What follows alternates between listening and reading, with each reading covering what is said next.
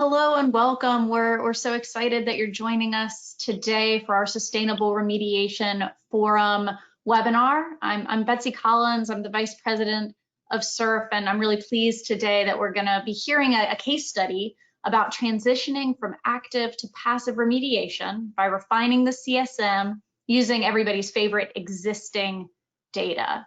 Scott, if you want to switch over to the next slide. In case you aren't aware of SURF and SURF's mission, I wanted to give a little bit of an overview.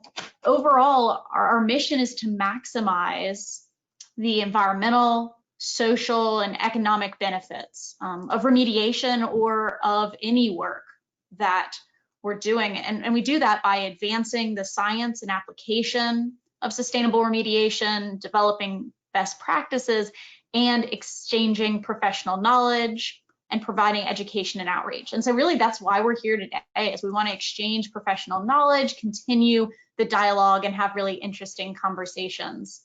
If today is your first day joining or you're not familiar with SURF, we have some resources shown on the slide here. You can check out our website, our social media channels, or you can see all previously recorded webinars on our YouTube page.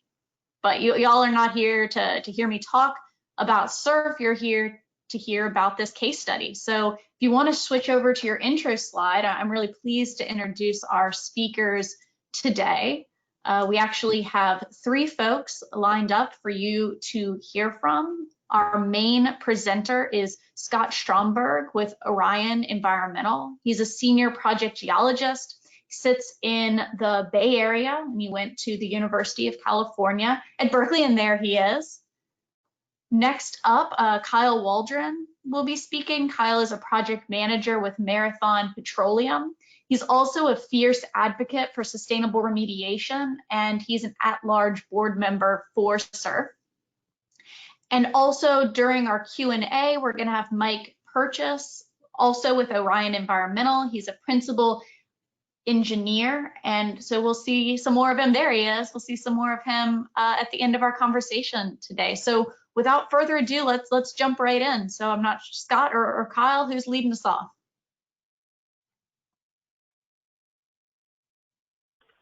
Scott, yeah, appreciate it. Thank you, Betsy. So Scott and I are going to discuss some work we've been doing over the last 5 years at a petroleum site, a petroleum terminal site. So it's actually really a presentation of remedial optimization, but it originated with discussions about sustainability. So about 5 years ago at this site, we had a number of systems operating, and that because it was a fuel terminal, because the impacts were so large in aerial extent and some of the concentrations were high, it was just kind of this understanding that the systems were installed for the long haul, right? And there really wasn't discussions around at that time of, okay, well, what's the point at which we turn these systems off? And so, you know, you can see from the figure here, we had oxygen injection systems, both on the terminal and kind of at downgradient locations. There was a large DPE system at a downgradient location. And really, a lot of these systems were kind of the typical, they were installed as a reaction to an immediate problem. And so what happened in 2015, I guess, is so we had all these systems. The DPE system, it was built to be very large and multi-purpose, so it could be used for DPE, SBE, air sparge, injections, a lot of infrastructure, a lot of wells. Probably a little more than necessary, but it was kind of installed in this business strip where, you know, there was a number of different businesses and it was a distraction to get in there and build infrastructure. So it was built with the understanding that we could build something big and giant and then not have to go back and disrupt the business and build something else a couple of years down the line. And the oxygen injection system, especially the one adjacent to the road there that you see as a kind of a skinny rectangle, is actually a pretty impressive system. It was trenched in as a series of like U-loop wells where you could inject on each side of it, or you can inject and pull on one side of it, or do whatever you wanted. But it was really mostly used to just inject oxygen at low pressure. And at the time, you know, in discussions with the project team, both internal and external, you know, it was a system that was thought of, well, we'll build it, it'll be this massive endeavor, and it's just going to be there forever. I mean, that might be a little too strong, but, you know, there wasn't a lot of thought of, okay, 10 years down the road or 5 years, we can transition and shut it down. It was just, well, we have contamination off-site, a lot on-site, we'll turn this on and it'll control it. But 2015 is about the year I started with SURF, and it really spurred some conversations at the time where, you know, I think originally the topics were, how can we run, you know, we have these systems, we have these giant systems, we're going to run them forever. So what about renewable energy? Can we put solar panels on the retail store so that we can run this system, and then, you know, eventually, even if we turn it off, they can have solar powered slushies or whatever there, right? But when we started doing the economics, a lot of these things, it would take a ton of solar panels because they were so energy intensive, and maybe you're only running 20 to 30% of the system, and that the rate of return was so high, the feasibility of installing it was so challenging. So that's kind of when our conversation began to shift to, well, what is the long-term strategy and what's the right strategy for this site? And I think one of the challenges with that conversation, right, especially within a few years really of installing systems like this, is the emotional investment you had with these systems, because it's taken so much time and money to install them. But I think what sustainability and really economics starts to teach you is you have to really get over sunk costs, right? Like no matter what we do from today going forward, the money we've spent is gone, and there's really nothing you can do to get it back or change that. So, you know, you got to do what's best for your site. And so that ultimately led to this in 2016 change in strategy. So we really started with putting sustainability into our contracts with consultants and vendors. So we put it in a contract, we put it out to bid, really looking for more of a life cycle approach, incorporating sustainability into the project. And that led to really getting the spectrum of responses, right? Like the spectrum of, hey, just thermal, do everything thermal, get rid of it in 6 to 12 months for a lot of money and be done with it, versus, hey, maybe we can do something risk-based and kind of maybe increase costs on the front end, but really decrease them on the back end. And ultimately, we went with the approach that I think to date has been pretty successful. So we just kind of wanted to share that. And then in 2017, what happened is we really did our first true environmental footprint assessment, and I'll show you the results of that shortly, but it's kind of as you would expect.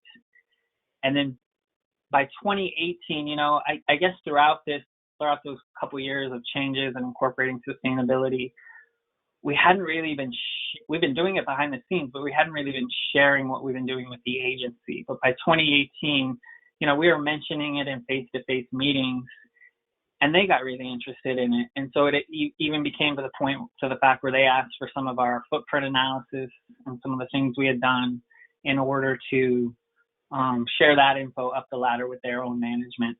And so it's really a success story of both kind of remedial optimization and sustainability, and working with our neighbors, our agencies, and everybody else.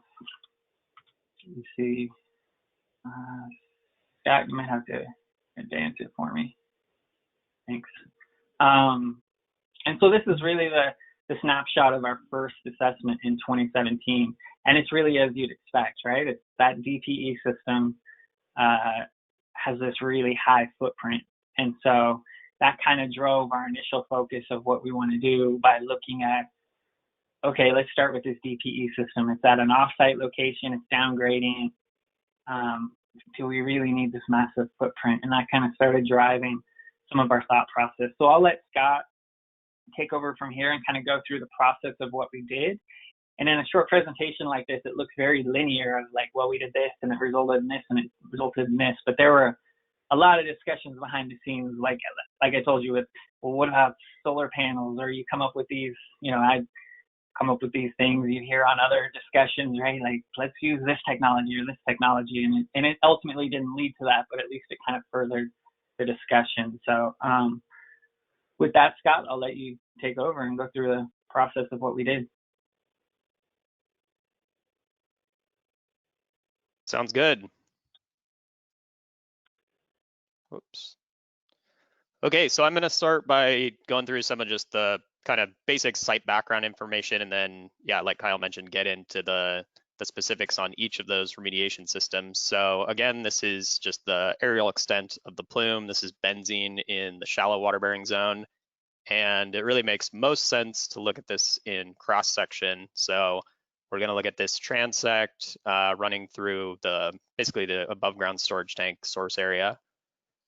And what we see here, the general stratigraphy at the site, Vados zone is pretty much sand.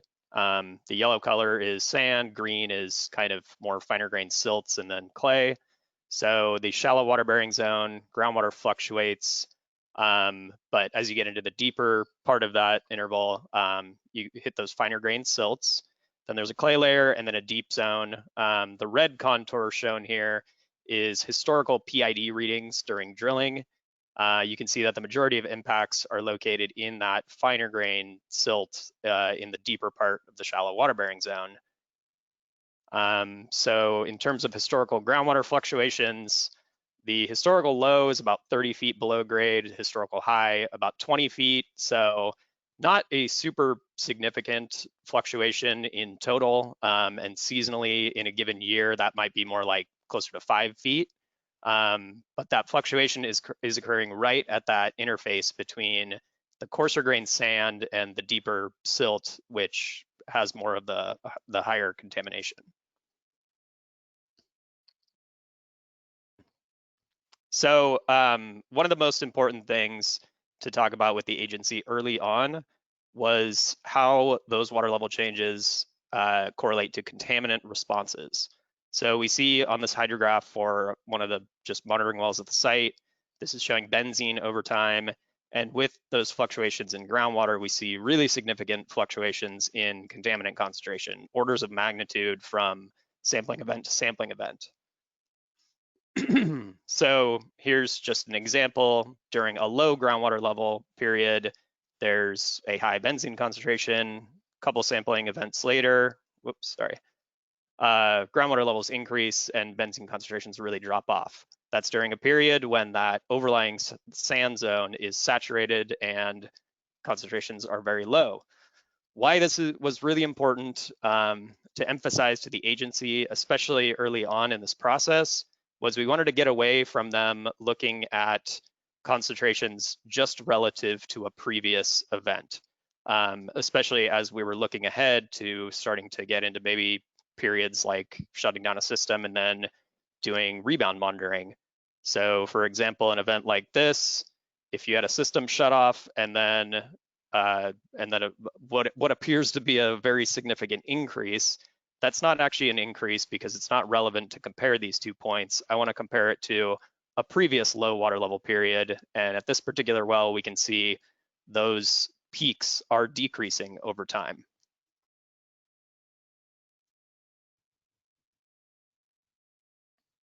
So next, I will run through just some of the remediation history at the site.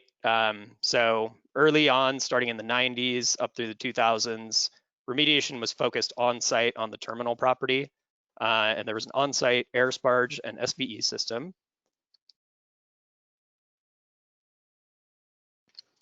Around 2007, SBE was shut down and the air sparge system was converted to oxygen injection, just oxygen injection at vertical monitoring wells. A couple were added in there as well. That system was expanded around 2009 to include the offsite trench transect that Kyle mentioned. Similarly, around 2009, there's an offsite area kind of at the downgradient extent of the plume, but concentrations were pretty high, benzene over 10, 15,000 micrograms per liter, and adjacent to residential areas. So there was concern about just shallow, very high groundwater impacts, vapor intrusion, those types of things. So another system was installed in that area.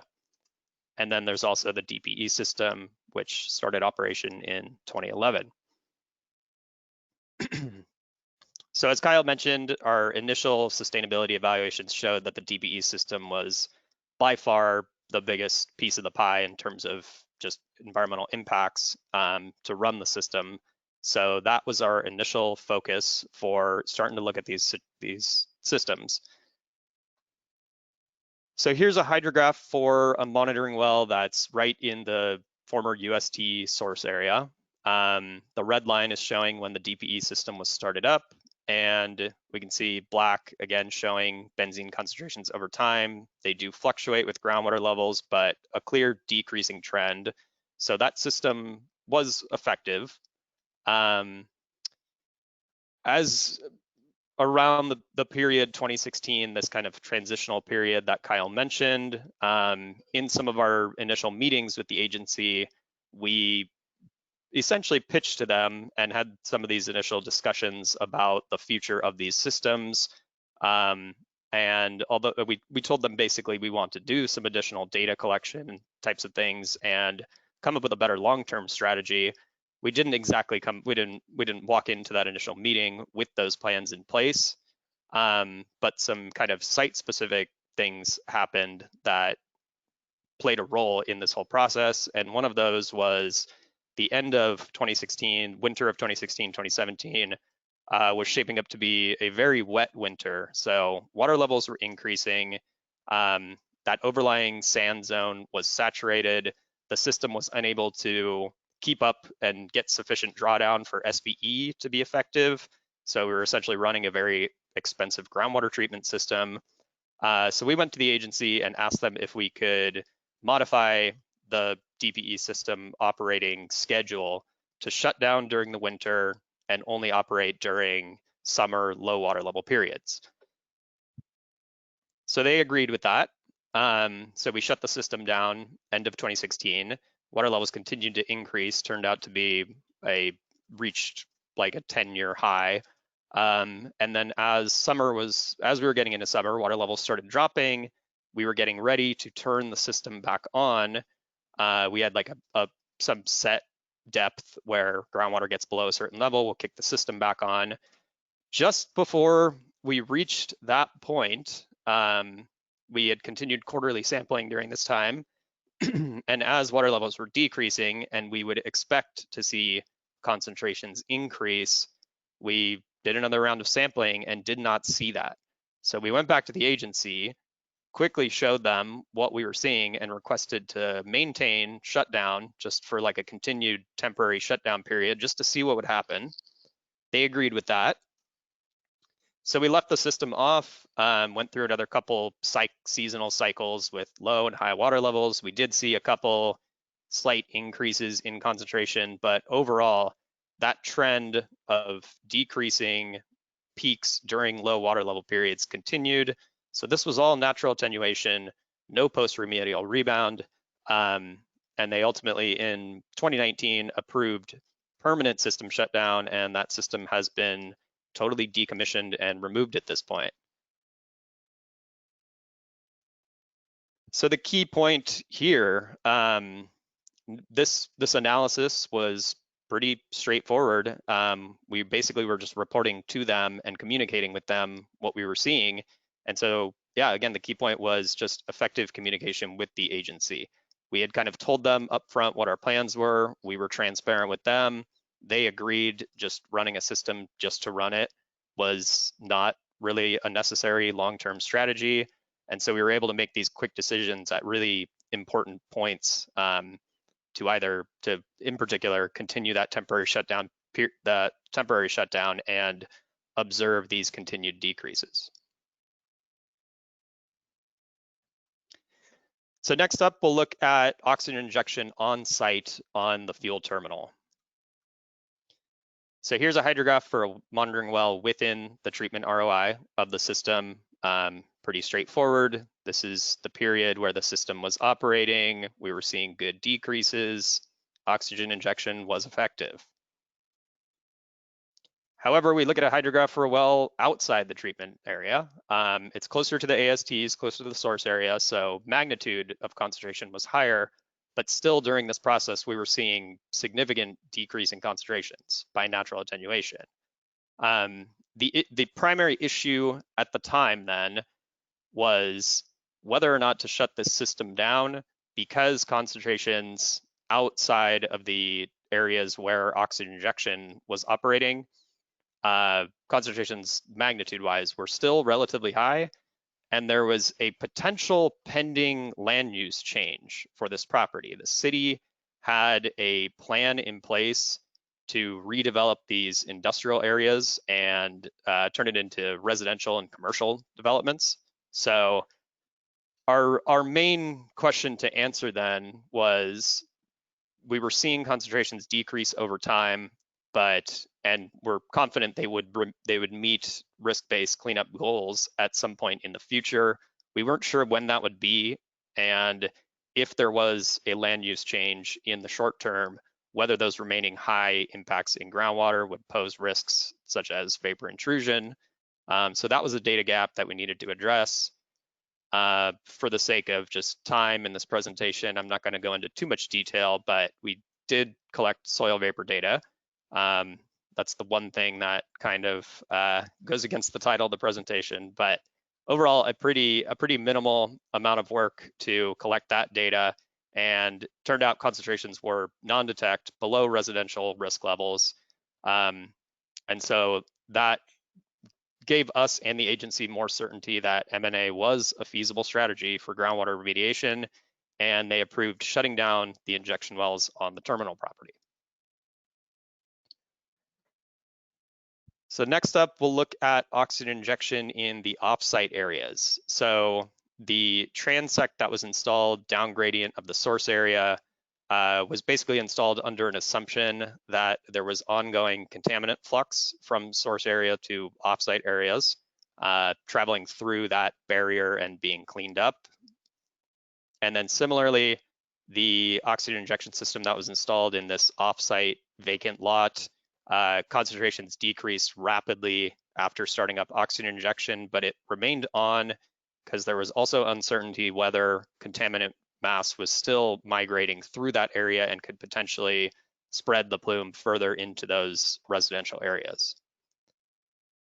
So the data gap here to attempt to answer was whether mass migration was actually occurring. So at this point, we are around 2017, 2018. 2017, we did the soil vapor investigation, and then in around 2018, we started looking more into the question of whether mass flux was actually occurring. So we initially went to the agency with a proposal to use passive flux meters to be installed in wells. Those would provide both groundwater velocity data and contaminant concentrations in the various stratigraphic zones, and we could deploy those throughout the plume. That plan essentially was not going to work because they told us they had come across these at other sites, and it requires a WDR permit because they have tracers that are released into groundwater at very, very low levels. It doesn't fall under general WDR, so it was going to be just a pretty lengthy and costly permitting process to be able to use those. So we went back to the drawing board, looked into some other possibilities like taking vertical samples in a well using PDBs or snap samplers. And then we kind of realized we more or less already had that data. Again, going back to the contaminant concentration fluctuations that we see during a seasonal period, we would get data from the more contaminated, deeper, finer grain lithology, and then water levels rise, and we would essentially get concentration data for the overlying sand zones. So instead, we decided to take a desktop approach and use the transect method. So we drew out 4 transects across the plume. Sorry. And then at each, created a cross-section. I've shown this one already. We divided lithology up into these kind of simplified groups, basically, ranging from hydraulic conductivities from high to low, high for the sands, low for the clays. We drew these boxes based on distance between wells and vertical contacts between lithology. And then for each sampling event, calculate mass discharge at each of those boxes, and then sum that up across the transect to get mass discharge across the entire transect. And then here's a visual of a specific event showing in kind of heat map view where the higher mass flux values are versus lower. And then here's where we really use these data, is plotting the trends over time. So this is showing total mass discharge across each of the transects for sampling events going back to 2010. And in general, we saw a pretty consistent trend for each transect. So for the purposes of this talk, I'm just going to focus on one of these here. And the main thing to point out is, contrary to what we saw with concentration and water levels, we saw a direct relationship between mass discharge and groundwater levels. So plotting average benzene concentration, just to kind of drive that home, we see, again, that inverse relationship between benzene concentration, higher water levels, lower benzene, water levels decrease, and we see higher benzene, and mass discharge is kind of the opposite. So what is this telling us? So the highest benzene concentrations correlate to lower mass discharge. That provided further evidence that contaminant mass in that fine grain lithology is predominantly stored. It is not being transported. And so those oxygen injection systems that were continuing to run under an assumption that they were treating migrating mass were not actually doing so. They had cleaned up in their immediate vicinity, and upgradient higher impacts were not posing a risk of migrating through those treatment areas. So based on that, the agency approved shutting down the downgradient oxygen injection systems.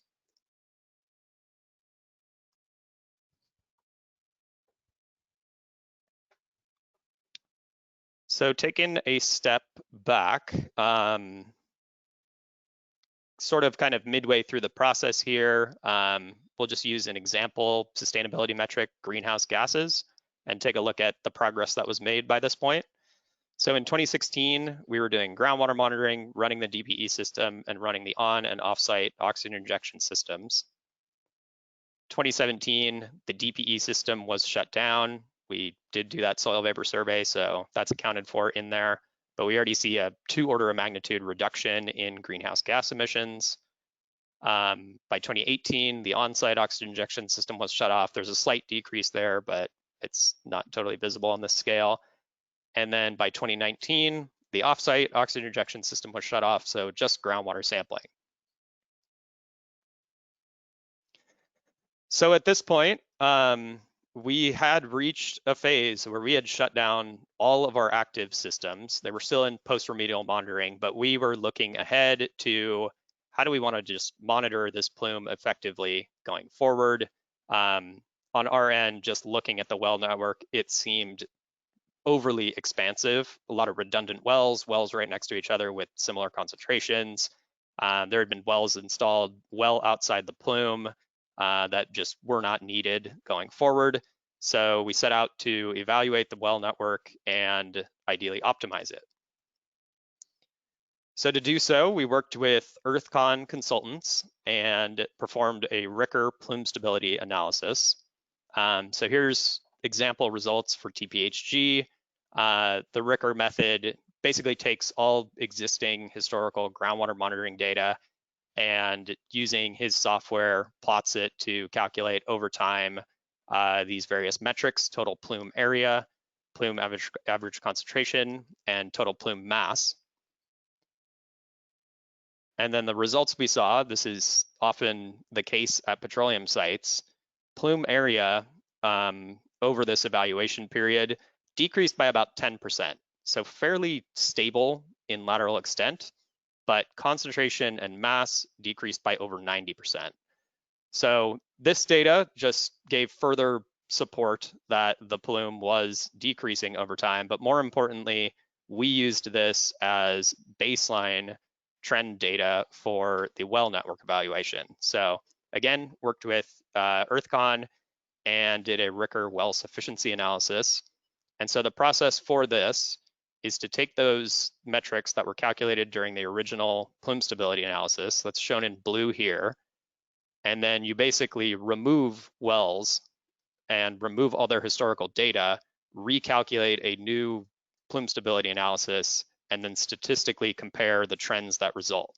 So you do that iteratively over time, take some wells out, recalculate it, compare. Sometimes you have to add a well back in. But we went through that process and settled on, for at least the shallow zone, removing 27 out of the 68 wells, which is a 40% reduction in the number of monitoring wells. And also shown here, the orange is the new trend, and you can see, at least for concentration and mass, it's a little bit higher. So that helped the agency with this because we were being slightly on the conservative side. The new trends we were calculating were actually slightly higher than what the complete network shows us. So that's a preferred way to do it. So we have been negotiating with them on that reduction starting from end of last year and then kind of through this year. And then just recently, literally a couple weeks ago, agency gave us final formal approval to reduce the well network and also reduce the sampling frequency from semi-annual to annual. And we're going to start implementing that in the fourth quarter of this year. And we'll be doing fourth quarter annual sampling going forward. And we picked fourth quarter because that's the period of the year where groundwater levels are typically at their lowest. We basically discussed this with the agency and see more value going forward in tracking just the highest concentrations rather than seeing high water level periods when things tend to decrease when those sand zones are saturated.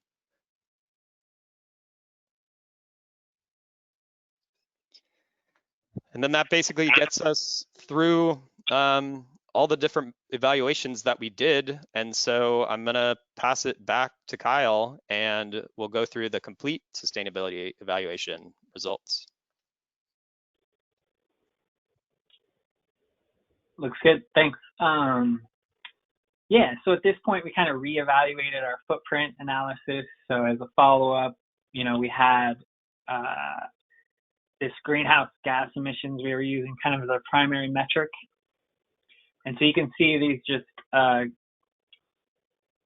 don't know, it's not letting me take over. You may have to do the mouse for me. So you can see these gradual reduction, well, not gradual, our first reduction with the DPE was a couple orders of magnitude. And then as we shut off those O2 systems, as Scott previously went through, some further reductions.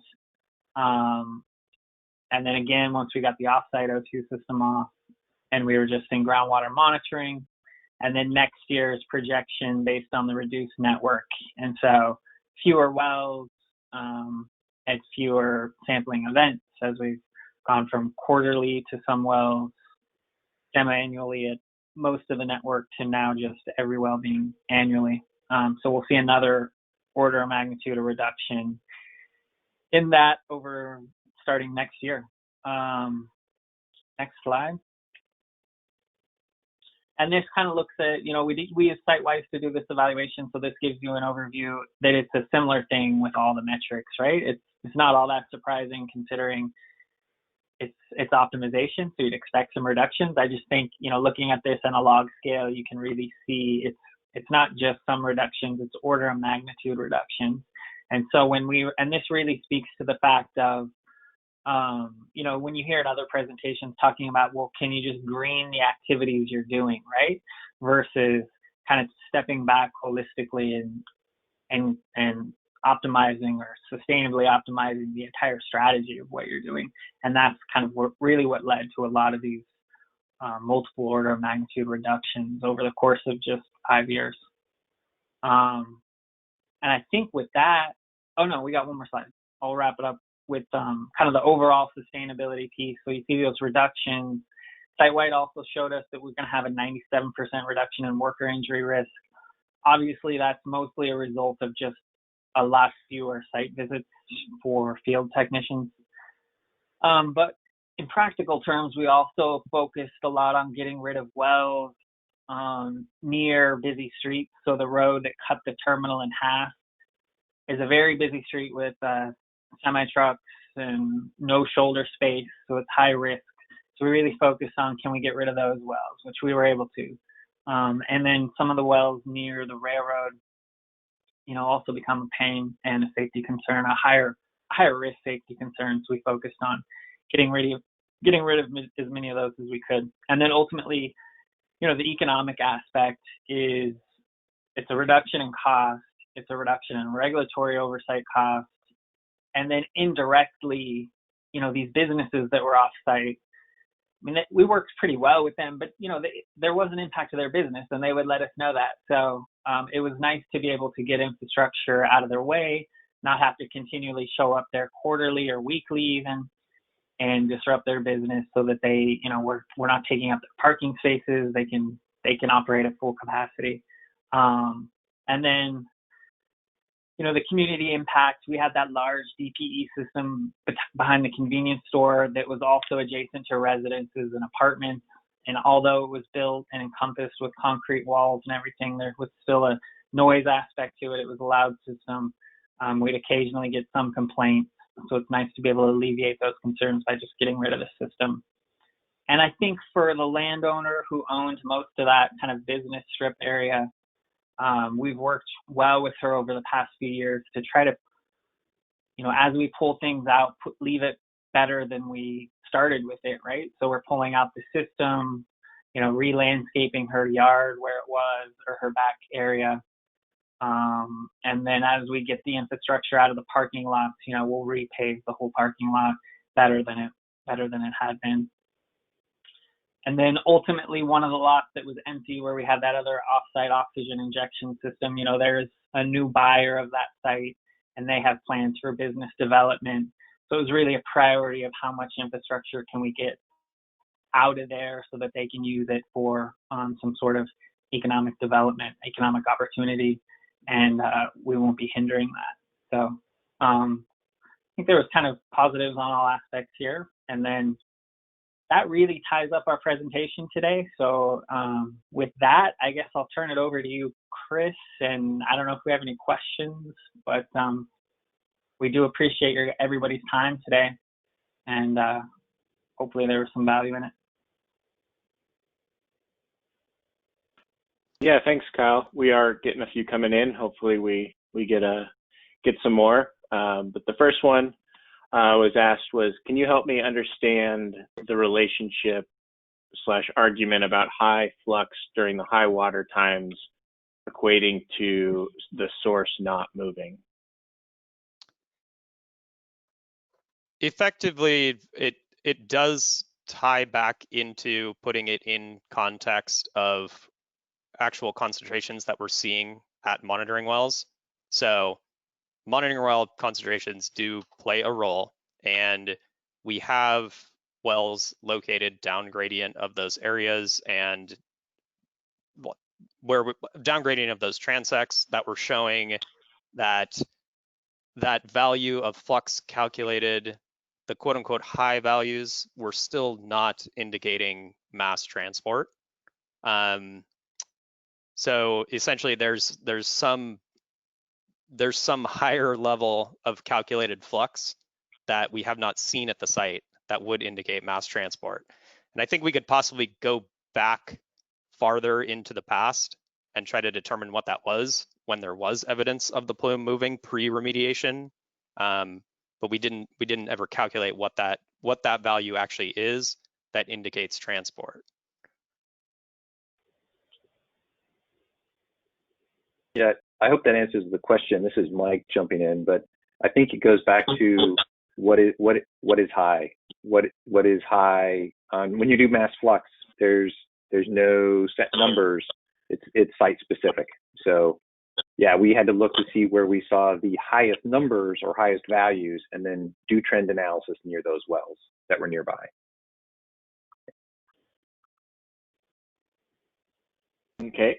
I think kind of a follow-up to that is, how do you identify that value and how do you determine the flux that indicates transport? It's a good question. Yeah, like I said, I think maybe we might be able to speak to that better if we did go farther back. Again, we kind of focused on a more recent period, but it could be valuable to try to determine what that is by going back to a time when the plume was definitely migrating.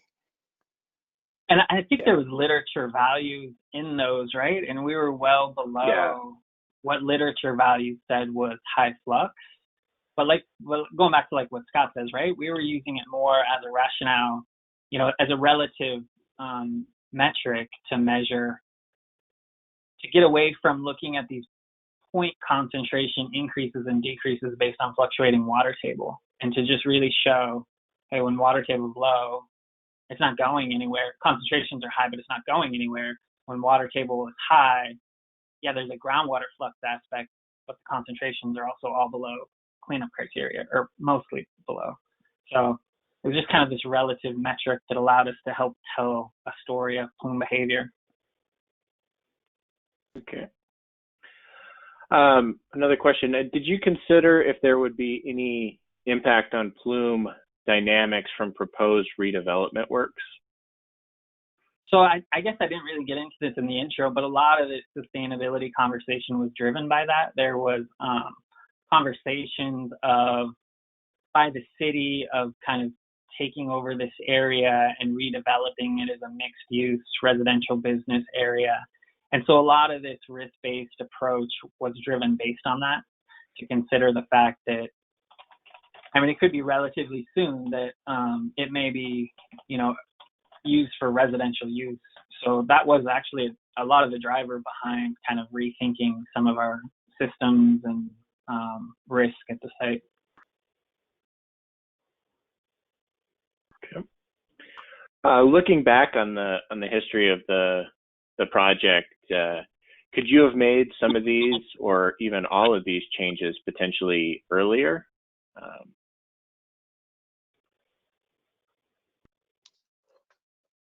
Or kind of was that transition point kind of reached at that optimal time frame? Maybe I'll let Scott or somebody speak to it a little more, but like I said, I think there's always an aspect that, and this happens with remediation at all sites, right? Where some of what gets done is reactionary to an immediate problem. And I think it's always easy in hindsight to look back and be like, what the hell are we doing? But it's a good question. Yeah, some of this data we weren't looking at when some of these systems were put in. And if you look at it, and it's not unusual for a lot of remediation sites, right? Like systems are kind of put in at points of convenience. Like there's an empty lot, so let's put an oxygen injection system there. We appear to be having migration offsite at this location mostly, so let's put an oxygen injection trench there. We have this commingled plume, but it is at the downgradient edge of the terminal plume, but we want to make sure we address this former UST plume, so let's put a DTE system there, right? So it's always this, yeah, but there was also secondary issues going on in the background with concern of receptors and vapor intrusion and residential and all this driving some, make an immediate decision and do something, right? So it's a good question. If I had my crystal ball, you never know. But yeah, I think that's where sustainability comes in, and it's important to look at it holistically and say, especially as you're putting in massive systems, what are okay, we'll put this in, but what are the remedial objectives and what are the endpoints to get to? And I don't think a lot of that was discussed for sure at the time they were put in. Okay. Good answer. So I guess next question, curious if any of the corrective action plans identified endpoints of remediation, and kind of more, maybe that's more typical with modern CAP and RAP rationale. yes, in some cases, and no in others. Like Kyle kind of mentioned, the oxygen systems in particular were just kind of installed, and again, especially like the downgradient one, operating under an assumption that it was protecting the downgradient receptors. The DPE system did have set criteria that we actually didn't completely meet. But again, through those just discussions with the agency and being transparent and whatnot, and based on the continued reductions we were seeing, even with the system off, they allowed us to modify those. But yeah, the DPE system in particular did have set criteria.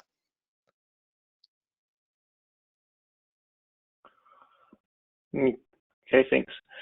Maybe this next one might be a little out of the scope of what you covered, but the kind of discussing the odd shape of the plume and asking if migration north or south was an issue, or was it stable in those directions?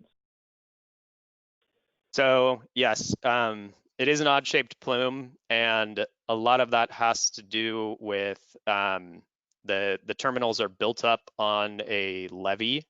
So actually, elevation-wise, the terminals are higher, and then in the downgradient areas, it's lower. And so a lot of the groundwater gradient to the west from the terminal source areas is steeper, and then as contamination hit those lower areas, it's spread more laterally. So that kind of explains the strange shape. But yes, we have plenty of wells all along the downgradient extent in all directions, and it's just been stable over time. I think that Ricker data even helps show that the total footprint of the plume has been stable for a long time. Yep. Yeah, and next question, kind of in relation to the Ricker data, how was the Ricker plume analytics received by the regulatory agency and even other stakeholders? Specifically the plume stability analysis or the well network reduction proposal? I guess both. I think both could be useful tools at other sites. And yeah, I'll say, like, so we brought EarthCon in before we even did any of the work and showed them the type of data we would get out of it. And they seemed amenable to it. So we did it, and then they seemed very amenable to it. So I think to the point even they invited EarthCon back to do brown bags for the whole department. So, I mean, to that end, I guess it was fairly well received. They seemed to be pushing it elsewhere, right? I mean, it was a kind of this site I think was perfect for it because it had a lot of its off-site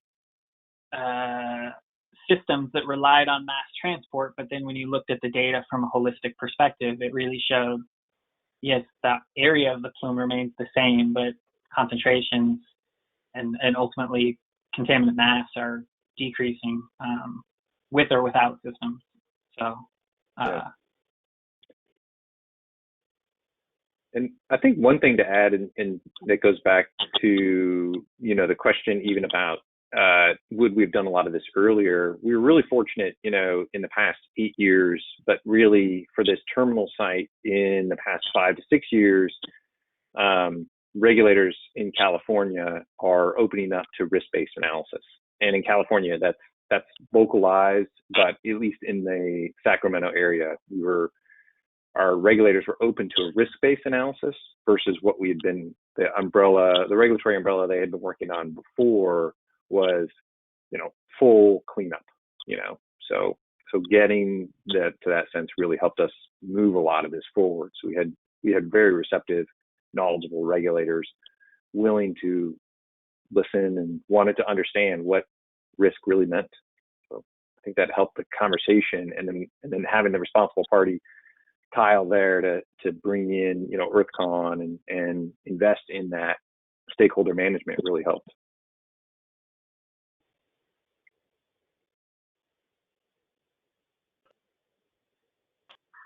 Yeah, I guess kind of not too many questions still coming in, but I guess one more kind of in relation to, I know you touched on it a bit, Scott, with PLUME rebound, and is that something you guys are intending to continue to monitor or expect to potentially see and have to deal with in the long term, or?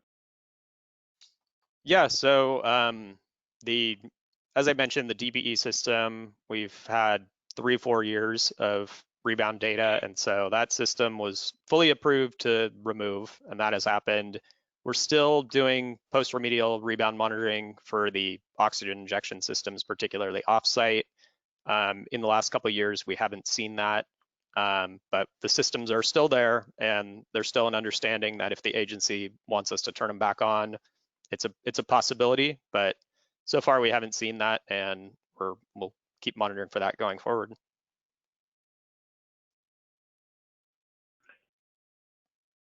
Okay, yeah. So I think that really wraps up the questions that we've been seeing coming in. If there's any more, maybe give it a quick second here. If anybody has any follow-up questions, or Scott, Kyle, or Mike, if you have any additions to the questions that have been asked, I think now'd be a good time. And if not, we can kind of transition back to Betsy if we're at that point.